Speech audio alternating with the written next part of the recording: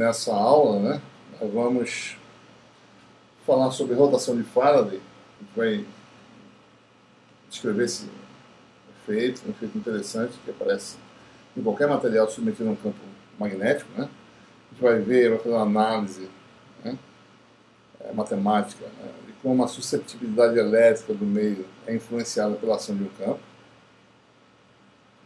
E a partir da susceptibilidade vamos poder, né, determinar a permissividade, o tensor permissividade do material.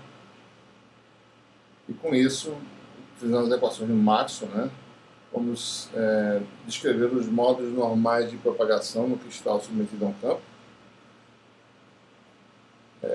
A partir disso, ele vai poder descrever, né, a matriz de Jones de um cristal ou de um material submetido a um campo magnético e como um estado de polarização de entrada ele é afetado pela passagem do material submetido a um campo, né? Ou seja, essencialmente ele vai ver do que se trata o fenômeno de rotação de Faraday, né?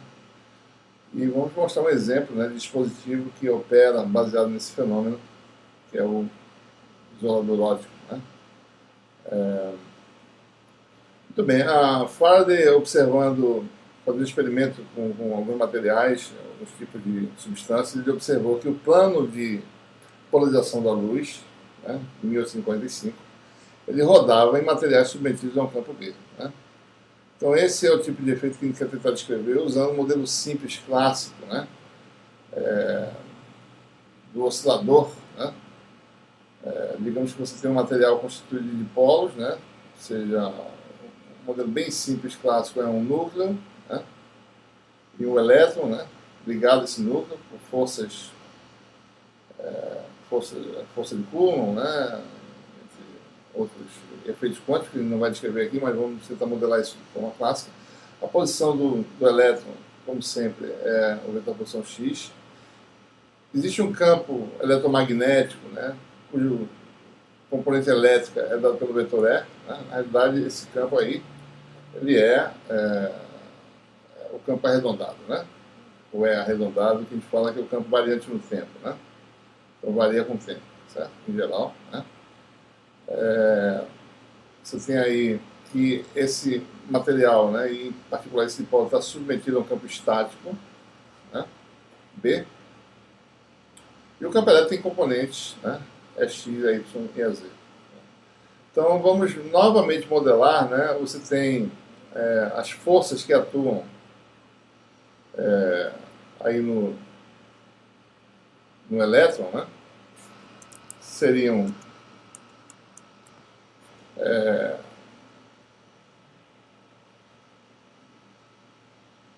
força elétrica, né,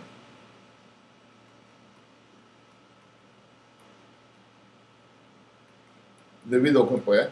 Tá? O elétron tem carga menos Q, então menos Q vezes o campo elétrico. A força elástica, né, devido à atração de Coulomb, vamos modelar como sendo um oscilador, né? Força proporcional, né, ao deslocamento relativo ao seu centro de ponto de equilíbrio, né? Menos m gama 2, né, kx, menos m gama, no caso, aliás, vetor posição x, que é o deslocamento do elétron, certo? A força viscosa, aliás, desculpe, m gama não, m ômega zero, onde ômega zero seria a frequência natural de oscilação. A força ou seja, apenas o sistema é representado fenomenologicamente, né, pela força de atrito viscoso.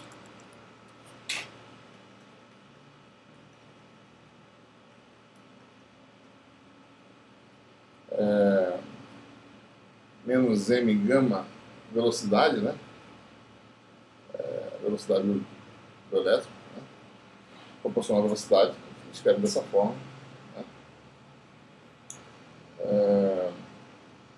Isso está errado, é a força elástica, né, kx, que é escrito dessa forma, m ômega zero ao quadrado, né, E a força de atrito viscoso é M gamas. Esse aqui é constante K, constante de mola K. No modelo oscilador harmônico, isso tem a ver com a frequência natural de oscilação.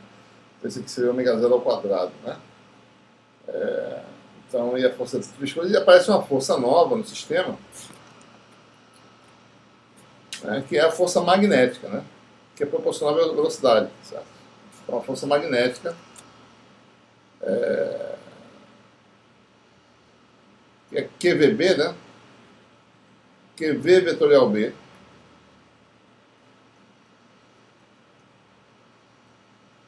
ou equivalentemente, né, o campo DC, campo estático, V é x ponto, né? Então, eu tenho um produto vetorial da derivada do vetor posição, no tempo, né? Com o vetor B, né?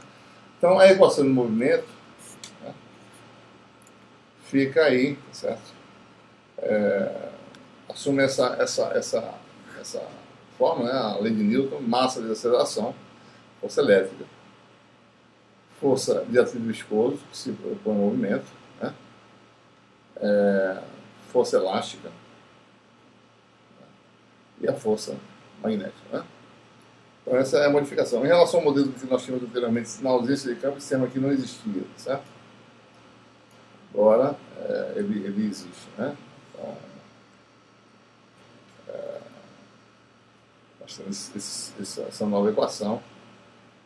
E daí, no regime permanente, ou seja, admitindo, né, novamente, que o campo elétrico variante no tempo, seja a parte real do fasor, né, admitindo que o campo está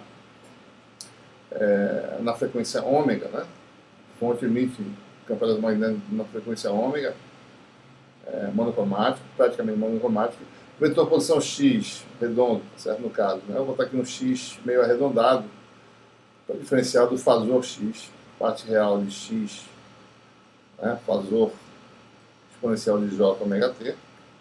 Então, no regime permanente, né? Nessa condição, você tem aí nós obtemos uma equação, né, que nós já fizemos isso anteriormente, né? Algo assim, desse tipo aí, certo? Já, né, colocando as derivadas, derivada segunda, né, da menos ômega 2 aparece aqui, tá certo?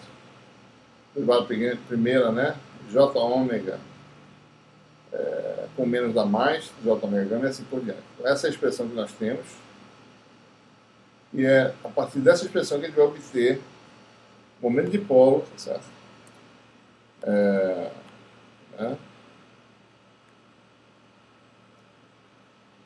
A gente obtém essa equação para a polarização, lembrando, né, que a polarização é definida, né, como a densidade de átomos ou de dipolos vezes o momento de polo. O momento de polo, por sua vez, é a carga, né, do elétron, né,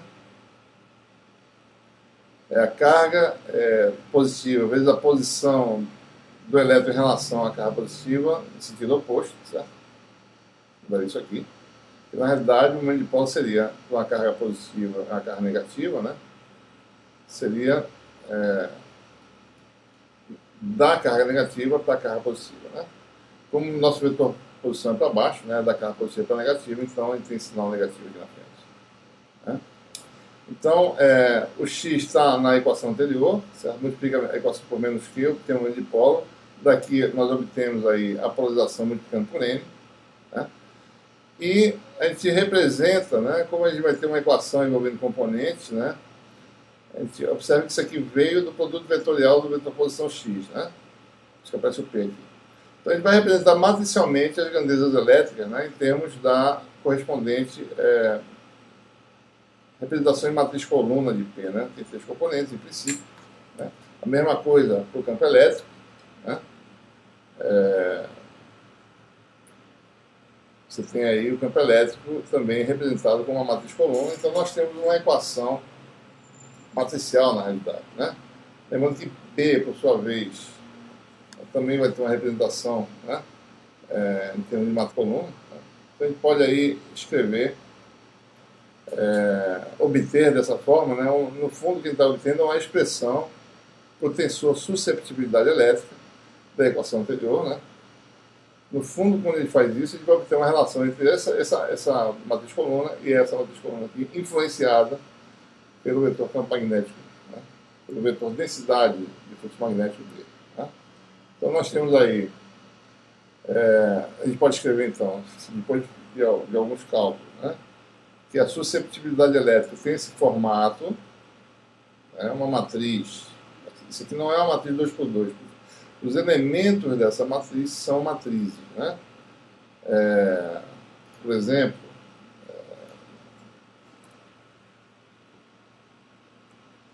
esse zero aqui é uma matriz que tem dois zeros, dois elementos. Certo? Isso aqui é um parâmetro escalar, então isso aqui são três. Esse zero, né? Só para a gente dar uma ideia, o zero junto com o Ki ZZ, na realidade é uma matriz de três elementos, 0, 0 e o parâmetro escalar Ki ZZ. Né? Tá? Esse QB também é uma outra matriz. Zero transposta é a transposta do zero, certo? QB é essa matriz. Né?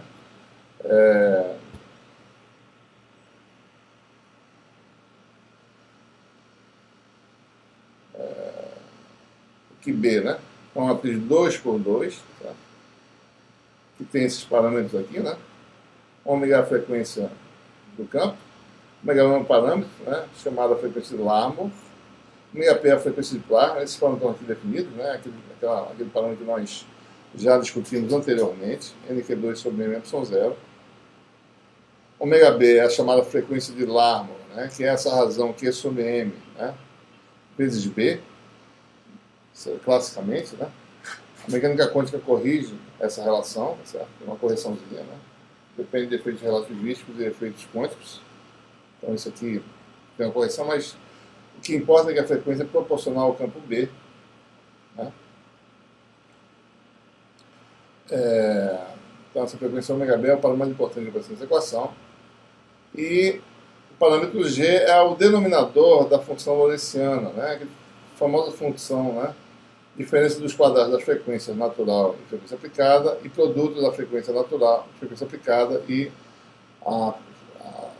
isso aqui é o inverso, né, do tempo de colisão ou constante de amortecimento, né, que dá a largura da lorentziana, né, algo que a gente já viu anteriormente. Então, essa função G é a função da frequência. E esse parâmetro QZZ também, né, ele é simplesmente, se você quiser, né, QZZ pode ser escrito assim também, né? QZZ. Isso aqui é a frequência de plasma ao quadrado, né? Que está aqui em cima.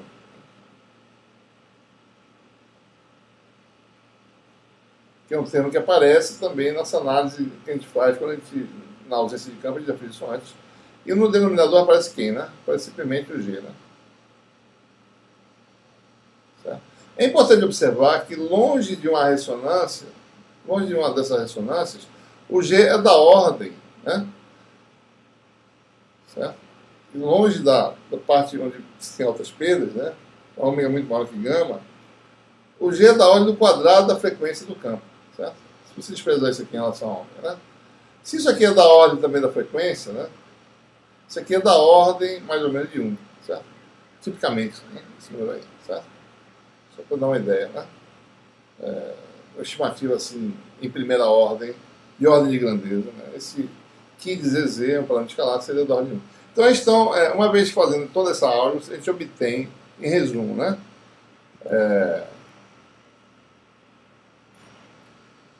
Nós obtemos aí que a susceptibilidade elétrica é uma matriz 3x3, né? Porque você tem aí uma matriz 2x2, né?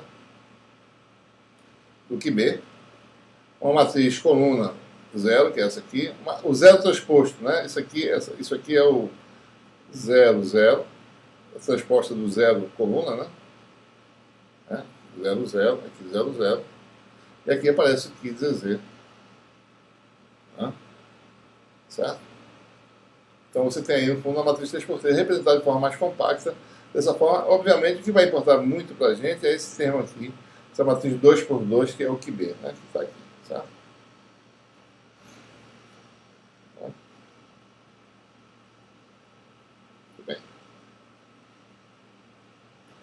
Ah, então, a gente, sabendo da sua susceptibilidade, nós obtemos da relação constitutiva no meio material a relação entre D e E, que é essa relação que vai permitir para a gente inserir nas equações de Maxwell e obter os modos de propagação no cristal. Né? Então, jogando a expressão anterior para o P, né, em relação a E, certo? Que a gente acabou de determinar, nós obtemos aí uma relação desse tipo, né? Certo? Onde Epsilon é o tensor permissividade elétrica,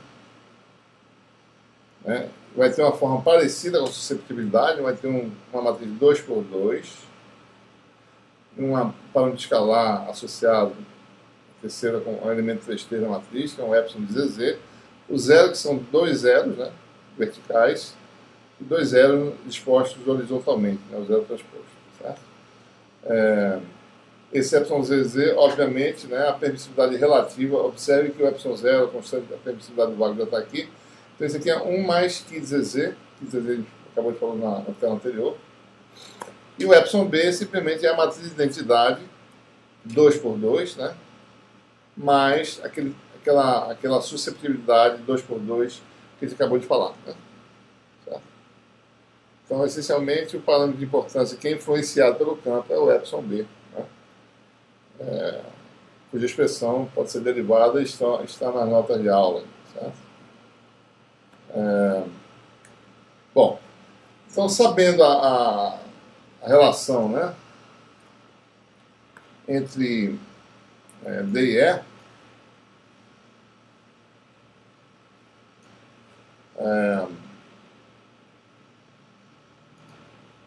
que nós dizemos agora, né, D igual a epsilon zero tensor permissividade E, né, lembrando, né, vou deixar aqui, certo? Epsilon, né, é uma matriz 2 por 2, epsilon B, a matriz de dois elementos zero, a matriz transposta, zero transposta, e o epsilon de ZZ, né? Escalar, certo? Então, com isso, a gente agora pode ir para as equações de Maxwell, né? Vamos admitir que você tem agora uma onda plana no meio material, certo? Um pedaço de material, né?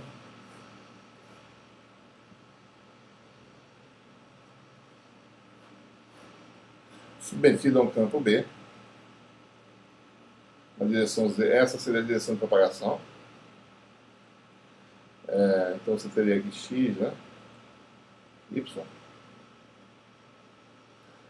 Então a gente quer saber como é o comportamento de campos que se propaguem no cristal submetido a um campo B, né? Dessa forma. E a gente quer saber quando o D é um vetor transversal, tá? Só tem componente no plano XY, né?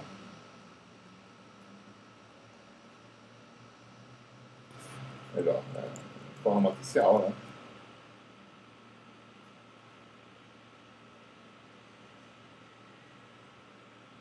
Qual vai ser, como é que vai ser o comportamento de moto, né? Ou seja, mais uma vez, como a gente falou anteriormente, né?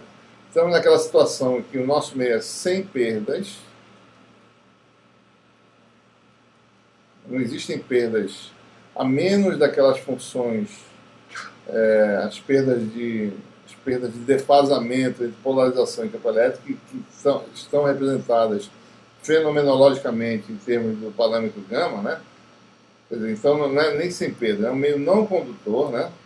Então vamos falar assim, não condutor, e sem carga, livre de carga, ou seja, a densidade de corrente livre é zero, né?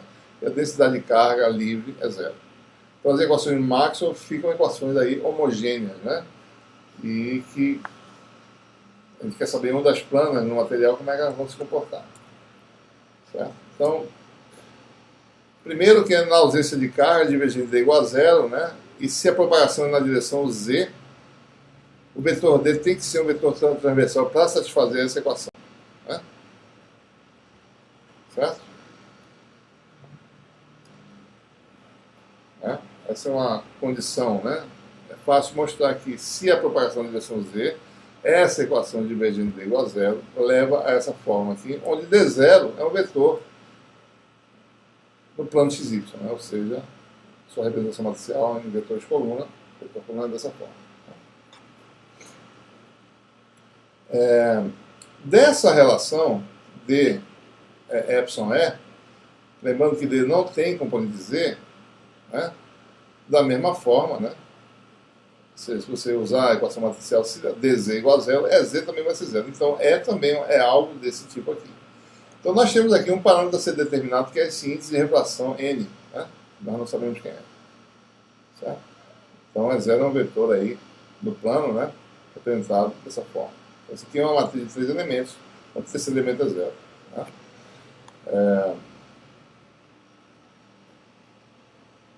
Dessa equação, juntamente com essa aí, né? Rotacional de H é J ômega D, rotacional de E menos J ômega M0H. Juntando as duas, nós obtemos, se eu aplicar aqui o rotacional em cima do E, né? Fica aqui o rotacional em cima do H. O rotacional em cima do H está aqui, certo? Juntando as duas equações, nós obtemos essa relação. Em forma matricial, essa relação pode ser escrita dessa forma, certo? D, certo? Já é escrito, né, em termos. Observe que não existe aí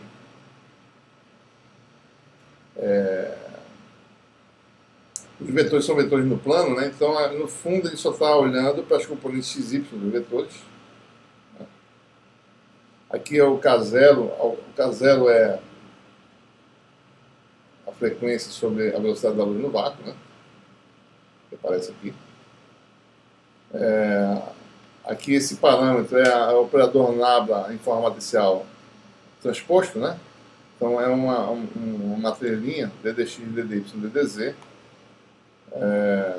Nabla 2 é o operador laplaciano. Então é porque o nabla, né, a sua representação matricial é vertical, né? DDX, DDY, né? DDZ. Então o nabla transposto é dado por isso. Mas aqui nada mais é do que o divergente de E, né? Isso aqui é isso, né? A aplicação disso diretamente em E, que é um vetor vertical, certo? E DDZ vai dar zero, né? Então eu posso manter sem nenhum problema isso aí. Estou observando, né? Olhando novamente essa equação. Isso aqui, no fundo, é o divergente de E, certo? Como é Z igual a zero, divergente de E é zero. Certo? Por quê? Né? Porque divergente de E é o produto escalar do vetor AZ vezes menos JN K0 com E. Né? Como é transversal, então esse produto escalar dá zero. Né? Por isso que o divergente dá zero. Certo? Então você tem essa propriedade, então esse elemento sai. Então essa equação, trabalhando um pouquinho nela, tá? Esse fator aqui vai sair. Tá? O Laplaciano vai sair depois de se aplicar o Laplaciano, né? De se aplicar o Laplaciano nisso aqui tudo. Vai aparecer o quadrado de N, o quadrado de K0 que cancela. Então vai aparecer um quadrado de N aqui, vai aparecer essa matriz, identidade, né? De dois elementos. Está lembrando, né? Essa matriz aí é de 2, né? É a matriz de identidade de dois elementos, né? 1, 0, 0, 1. Então, para ter solução não trivial para o campo E, é necessário que o determinante do sistema seja nulo. Né? Algo que nós fizemos anteriormente. O que é diferente agora em relação ao que nós fizemos anteriormente, quando tratamos da propagação de cristais anisotrópicos, é que lá nosso tensor permissividade era uma matriz diagonal. Né? Essa nossa matriz agora tem uma característica diferente, que ela tem elementos fora da diagonal, exatamente devido à existência do campo B. Né? Eu posso aqui voltar um pouco para a gente ver. Né? Vamos voltar aqui algumas transparências. Então, nós vemos aqui exatamente por quê, né? De onde vem. Esse aqui a matriz epsilon B, né? Só lembrando, epsilon B é I2, né? Mais que B, né? Então é só somar 1 nessa equação aqui, certo? Observe que aparece fora da diagonal elementos complexos conjugados, né? A menos desse fator aqui, que tem desprezando as perdas, seria uma natureza aí parcial imaginária, certo? Né? Mas você tem aí multiplicado por um número que é o conjugado do outro, então você tem complexo conjugado nessa diagonal. Então essa é a característica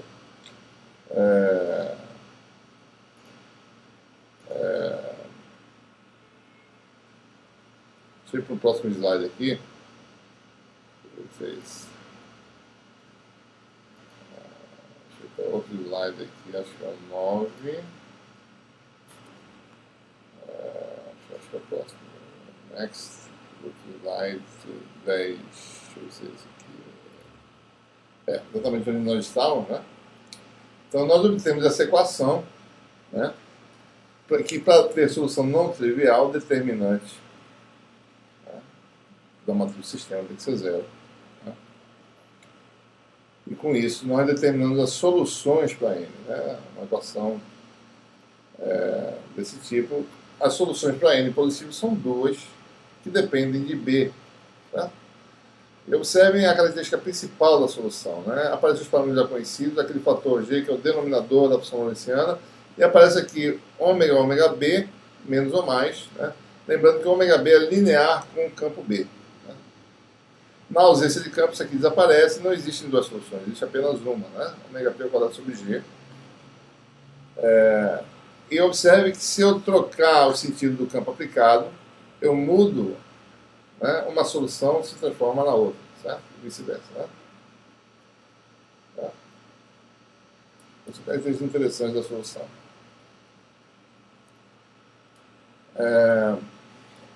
Bom, uma vez determinada a solução, o que a gente precisa fazer é determinar a polarização de cada modo. Né?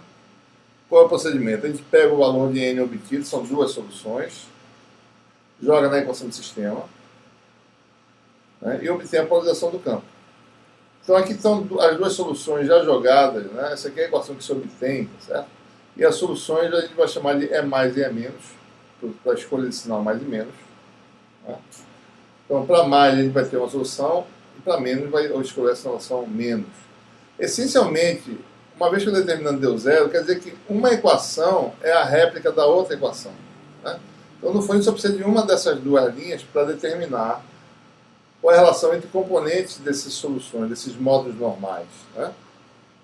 E com isso, no primeiro caso, se você escolher a solução N+, né, a gente tem uma equação desse tipo aqui, algo que vocês vão fazer nas listas. Né? E para isso aqui ser 0 é necessário que esse termo seja 0, ou seja, a componente é y, né, é j vezes a x para isso aqui dar 0. Né? Então a gente pode escrever essa solução E+, como sendo uma constante vezes aquele nosso vetorzinho de base, que representa um modo circularmente polarizado à direita. Né? E essa representação é aquele vetorzinho 1J, né? É aquela polarização que circula, olhando o eixo Z para frente, ela circula no sentido, aliás, desculpa, no sentido horário, né? CPD para cá. Né? Seria o modo CPD. E, obviamente, no segundo caso, se você escolher a outra solução, você vai obter uma equação semelhante, só que você tem um sinal negativo aqui. Isso aqui vai ser 0 nessa condição e, obviamente, a gente pode escrever agora o campo elétrico, né, como sendo dessa forma, onde o E- é o vetor de base do modo tipicamente CPR. Né?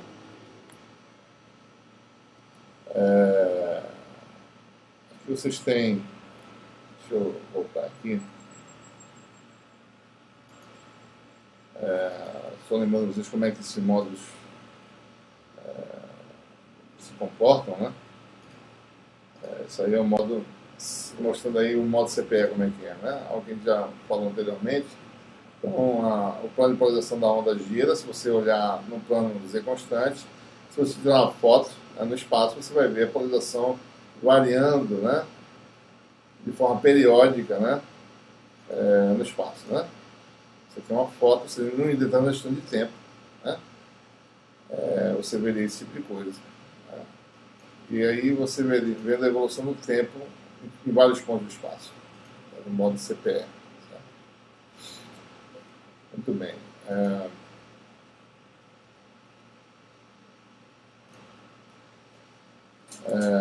Bom, agora, para a gente determinar a propagação de um cristal submetido a um campo B, resta a gente olhar agora para a matriz de íons do cristal, né? Observe que a gente vai obter expressões aproximadas, né? Mas a matriz de íons, na realidade, não depende dessas considerações. Mas só para a gente já adiantar algumas coisas, para um campo razoavelmente intenso, certo? O vetor indução magnética razoavelmente alto, né? E considerando também trabalhando no espectro visível ou infravermelho próximo, que o combo de onda é da ordem de 1 micron, né? E admitindo a região espectral sem dispersão e sem perdas, né? Baixa dispersão e baixas perdas, ou seja, não existe aquele fator imaginário, né, associado à construção de amortecimento gama. O campo intenso, ele quer falar o quê? Né? O campo da ordem de 10 kG, né? Esse é um campo razoavelmente forte, né? Os eletroímãs do laboratório fortes, né? Tem esse tipo de campo. Você pode ser um pouco mais do que isso, mas não tanto mais. Né? Precisa de altas correntes para campo dessa natureza. Certo? Você tem uma frequência em ciclos por segundo, né? Associada àquele parâmetro ômega B, que é proporcional a B, da ordem de 28 GHz. Né? Se você calcular a frequência do campo eletromagnético numa comediante da ordem de 1 micron, você tem aí 300 terahertz. Né? Olha, isso aqui é 300 terahertz, é 1000 vezes maior que gigahertz. Né? Você tem 300 mil vezes, você tem aí 10 mil vezes essa razão entre esses dois parâmetros. Né? Então, F é muito maior que FB, 10 mil vezes maior, certo? Então, você tem essa condição aí. Né? A frequência de Larmor muito menor que a frequência da radiação. Né? Então, observe que, como eu falei anteriormente, sem perda, né? Longe da ressonância. Né? Então, suponha que seja... Isso aqui ou é ômega zero ao quadrado ou é ômega ao quadrado. Né? Mas, independente de qualquer coisa, isso é muito maior que o produto ômega B. Né? O G é muito grande em relação ao ômega B. Então, nessas condições, algumas aproximações interessantes podem ser feitas. Né? Pode-se facilmente mostrar que há soluções para B numa aproximação em primeira ordem, né? Para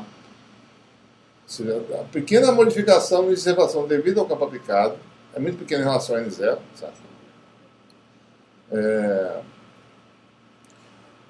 Pode ser escrita de acordo com essa expressão, onde N0 seria o índice de refração nominal do material na ausência do campo aplicado. Isso aqui seria aproximadamente 1 mais ômega P ao quadrado sobre G. Né? E esse delta NB é um parâmetro, né, que depende do índice de refração do material. E daquele parâmetro G, né, da aproximação longe da ressonância, certo? E proporcional ao campo B. Né? Então isso aqui é proporcional, né, ao campo B. É importante estimar mais ou menos que é uma índice de refração, certo? Como eu falei para vocês que G, só para dar uma ideia, né, um chutezinho, G é da ordem de ômega P ao quadrado, né, sobre ômega zero ao quadrado, ou, né, para frequências abaixo da ressonância do material, certo? Digamos que ômega zero é muito maior que ômega, né? Se a frequência de plasma é próxima disso aqui, da ordem disso aqui dá mais ou menos 1. Né? Então esse número aqui é da ordem 1 e N0 é a raiz de 2 aproximadamente. Isso o que é? 1.4, né? Seria essa relação 1.4 e 1.5 do material. Certo? Esse número pode ser 2, daí você tem raiz de 3, 1.7. Ou seja, são os valores típicos de desenrelação do material. Né? Isso aqui seria da ordem de 2, 2 menos 1, 1, certo? Então você tem aqui essa razão, né? Se você diz que G é da ordem de ômega ou ômega zero, certo? Só para estimar, né? Isso aqui é da ordem de 2 menos 1, 1, sobre 2 N0, que é 2 raiz de 2, digamos que raiz de 2 dá 1.5, dá 1 terço, né? Só para dar uma ideia. Certo? Isso aqui é ômega ao quadrado, você tem ômega B sobre ômega 2. Né? Isso aqui vai dar mais ou menos 1 terço de ômega B sobre ômega. Né? Então, como a gente falou, né, que a frequência F, ômega B é muito menor do que ômega, né? Certo? Isso aqui a gente falou que é o quê? 10 mil vezes menor, né? Isso aqui é da ordem de 10 a menos 4 sobre 3. Né? Então, o ΔNB é muito pequeno, certo? Né? De forma bem grosseira, 10 a menos 4. Um material simples como o vidro, né? Você teria algo dessa ordem aí, 10 a menos 4, sobre 3 animais, né? Ou seja, quase 10 a menos 5, né? Certo? De campo B intenso causa uma pequena variação da ordem de 10 a menos 5 de separação. Essa variação, apesar de pequena, né, causa uma grande variação de fase se você tiver um comprimento longo do material, por exemplo, a fibra ótica. Né? Você pode ter um comprimento bem longo e ter um efeito. Se você tiver 10 a quinta, né, o fator de 10 a quinta na frente, certo? O KD da ordem de 10 a quinta, você vai ter isso aqui bem grande, certo? Uma variação de fase razoável. Né? Então, esse é pequeno, mas você pode... Alguns materiais têm esse parâmetro bem forte, né? Eles têm algumas características que tornam esse parâmetro bem maior, né? E pequenos espessuras de material produzem um efeito bem forte de variação de dissipação. Tá? Vamos fazer uma análise, né, da propagação dos modos normais, né, ou de um modo qualquer, né, usando a base circularmente polarizada. Né? Ou seja, nós sabemos que se eu injetar na entrada um campo circularmente polarizado ou à direita ou à esquerda, eu saio do lado de lá, porque, né, no caso à esquerda, né, se eu usar um modo CPE, ele vai propagar, né, com índice de refração N menos, né, e vai sair circularmente polarizado à esquerda com a fase, né, que aparece no fator de propagação. Né. Da mesma forma, se tiver um modo circularmente polarizado à direita, esse modo sai circularmente polarizado à direita, né, com índice de refração associado a ele, N+. Né. Então, na base circularmente polarizada, certo? Nós temos que o campo na saída pode ser escrito com a matriz de Jones. Né? B0, a gente está dizendo que a matriz de Jones está escrita no referencial da base de vetores circularmente polarizados, vezes o campo decomposto nos modos circularmente polarizados de entrada. Né? Isso aqui simplesmente é um modo qualquer, né, decomposto com a componente é mais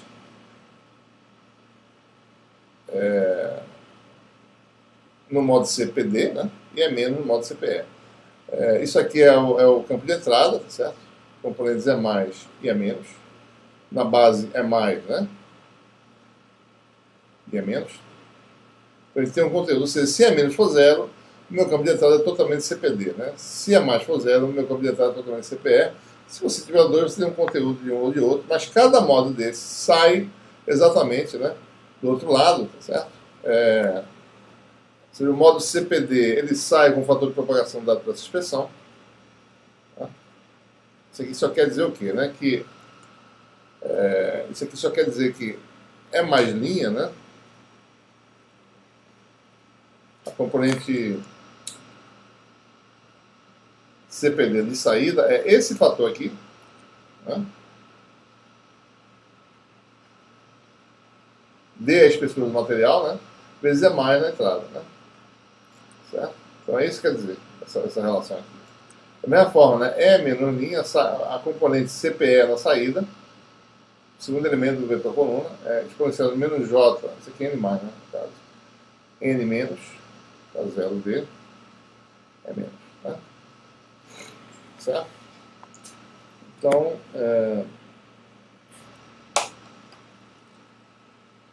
e por isso que na relação, né, se você escreve um módulo qualquer na entrada e na saída, você vai ter essa matriz de Jones representada no sistema CP, né, na base circularmente polarizada, não na base XY, na base de vetores CP, de vetores circularmente polarizados. Então, essa matriz de Jones, que a gente acabou de mostrar, pode também ser escrita dessa forma, uma vez que o nosso, lembrando, né, nosso N mais menos, né, só olhando para essa expressão aqui, certo?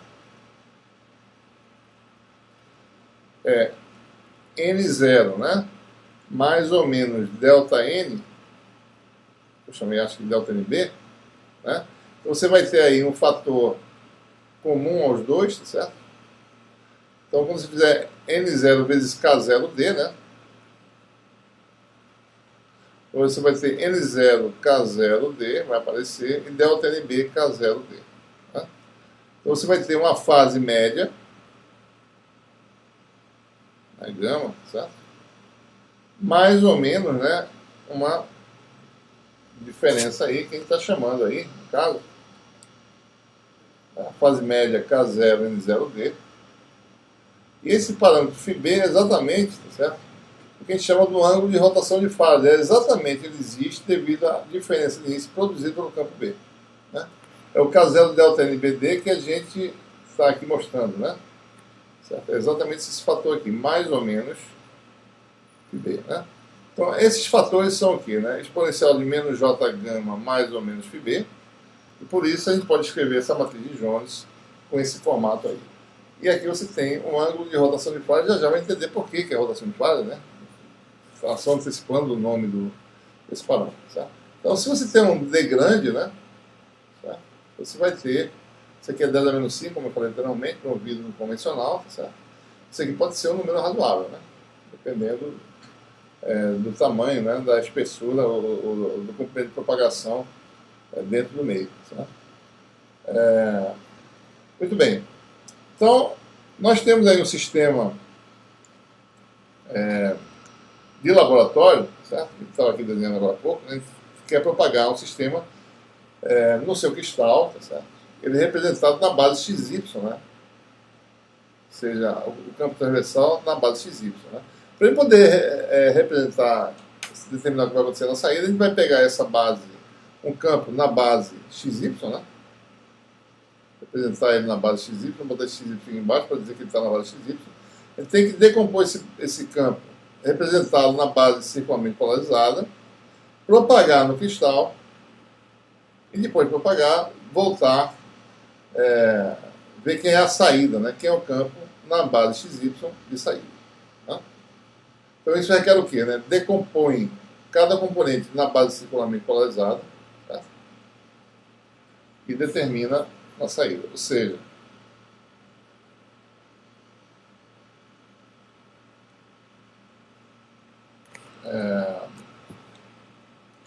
então é isso que nós queremos determinar, né? A matriz de Jones, dado um campo na base XY, quem é esse campo na base XY na saída, né?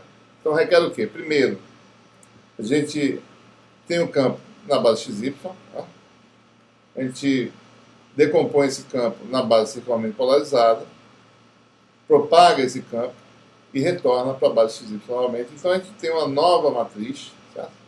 Essa matriz de transformação, a matriz de Jones, né, na base XY, vai assumir essa forma aqui. E observe que esse elemento, essa parte aqui, nada mais é do que a matriz de rotação no sentido anti-horário, né? φB radianos no sentido anti-horário, em relação, né, ao eixo de rotação, que é o sentido de B. Certo? Então é importantíssimo entender esse conceito aqui. Essa é uma matriz de rotação. A rotação não se dá em relação ao eixo Z do laboratório, mas em relação ao eixo do campo B. Quem define para onde o eixo Z aponta, né, para onde essa rotação é feita, é o sentido de B, e não o sentido do eixo Z do laboratório. Certo? Então, o importante é isso, né? Ou seja, se você botar na base XY, essa é a resultado obtido. Então, isso nada mais é do que, excluindo esse fator, né, que o campo da saída é o campo de entrada rodado, né, rotacionado, de φB radianos, no sentido anti-horário, tendo eixo, sentido de rotação, o sentido de B. Certo? Então, é bom observar isso. Né? Esse é o fenômeno de rotação de fase. Né? Você, depois de passar por um pedaço de material, você tem uma rotação de φB radiano no sentido anti-horário. Né? Então, é importante observar que o sentido de rotação não depende do sentido de propagação. Certo? Então, se o campo B aponta para cá, como está mostrando a figura, né? Se você propaga uma onda para cá, o plano de polarização roda para cá. Certo? Se a onda vai para lá, o plano de rotação roda para cá também. porque a rotação em relação a esse campo B que está aplicado. Né? Então isso depende apenas do sentido do campo B. Então esse fenômeno é interessante. Ou seja, se eu venho de lá para cá, né? Certo? Tem uma onda polarizada nesse sentido e propaga ao longo do cristal para cá, a polarização muda para lá, né? Se eu reflito essa onda para lá de volta, certo? Essa onda continua rodando, tá certo? Então ela rodou para cá, né? Ela vai continuar rodando para cá. Então a polarização vai ainda mais, certo? Para baixo. Né? Então esse é diferente de um material birrevergente. Se eu voltasse para cá, não tem um campo B aplicado. Então o material, se eu tenho rotação numa placa de onda, desse jeito, ela quando volta, ela retorna ao estado anterior, certo? Então esse material é não recíproco, ele não retorna ao estado anterior. Eu posso ter essa situação, uma onda faz isso e roda 90 graus. Quando voltar para lá, ela vai estar rodando ainda mais, certo? Para baixo. Então eu não retornei ao estado original, eu reverti o estado. Né? E um exemplo interessante da aplicação do efeito Faraday, né, da rotação de Faraday, é o isolador óptico. Né? Existem outros...